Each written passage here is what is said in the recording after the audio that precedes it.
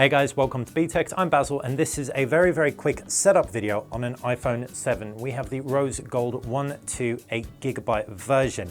Now we've done a live unboxing video that we've actually made unlisted because this setup threw us. It's long, it's tedious, but we got there and you guys can too. The way you're going to do it is you're going to stick a SIM card in. That's the first step. You have this screen after which you get to choose your country, or language. English, United Kingdom for us, you pick your own, and then you choose a Wi-Fi network if indeed you want to. We actually want to jump straight onto our mobile connection because we've got unlimited data on here. So we're going to pop through there and you can see what it's doing every time you access your iPhone from the first setup. You're going to activate it. That's why you need the SIM card in there, and that's why an iPhone can't really be used as a PMP portable media device unless you have a SIM for first setup. Enable location services if you so choose, and now enable Touch ID. Now it's worth noting that the fingerprint scanner is different to past iPhones. Rather than be a button, it's actually a haptic. Haptic means kind of vibration feedback element. So it vibrates when you put your finger over it rather than click through.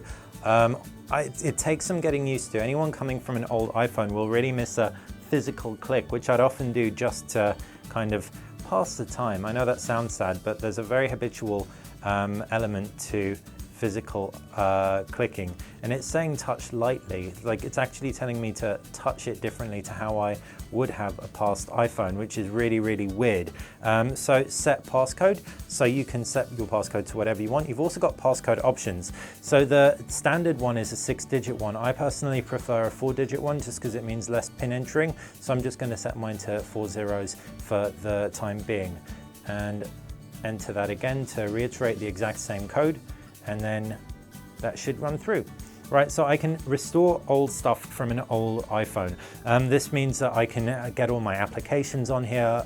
iTunes backup means connecting it to a PC. iCloud backup means connecting it to the cloud, iCloud, or I can set it up as a new iPhone. I can also move data from an Android as well. In order to do that, I need to download the Android application that supports this, and apple.com/move-to-iOS is going to give you more info on that. I'm going to set this up as a new phone though, and when I do that, I have the option to enter my Apple ID. If you don't want to enter an Apple ID, you don't have to, but it's recommended just because then it'll sync, especially if you're coming from an old iPhone. If you don't have an Apple ID, you will definitely want one because this is going to be necessary to purchase apps, and the app selection is one of the great things about iPhones and iOS. But how do you bypass it if you don't have an Apple ID?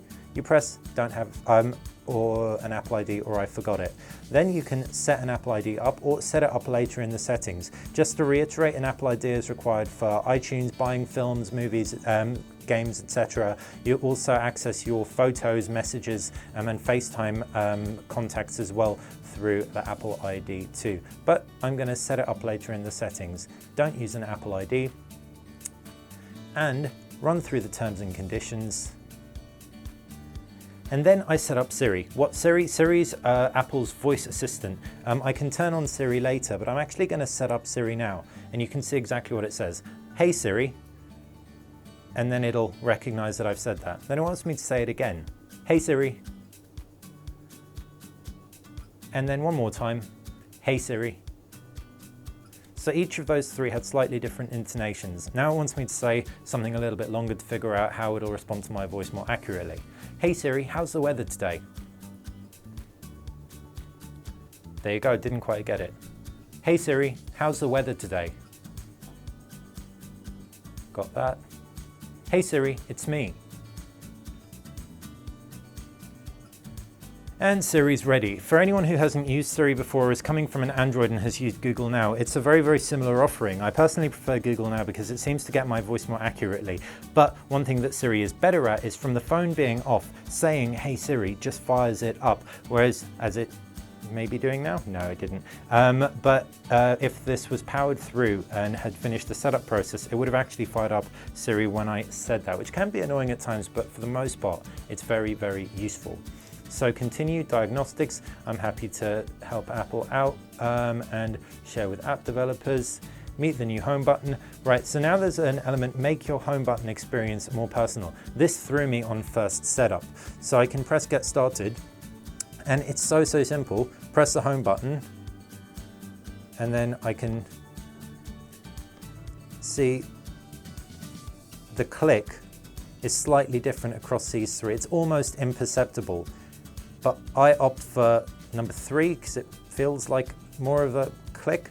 They do feel pretty much imperceptible, so if you're not sure what's going on here, don't worry guys, you weren't alone. It totally threw me. But now I've selected number 3, I'm going to press next. Display zoom basically means zoomed in or standard icon sizes. I personally prefer standard because it makes my screen just look a little bit cleaner and emptier.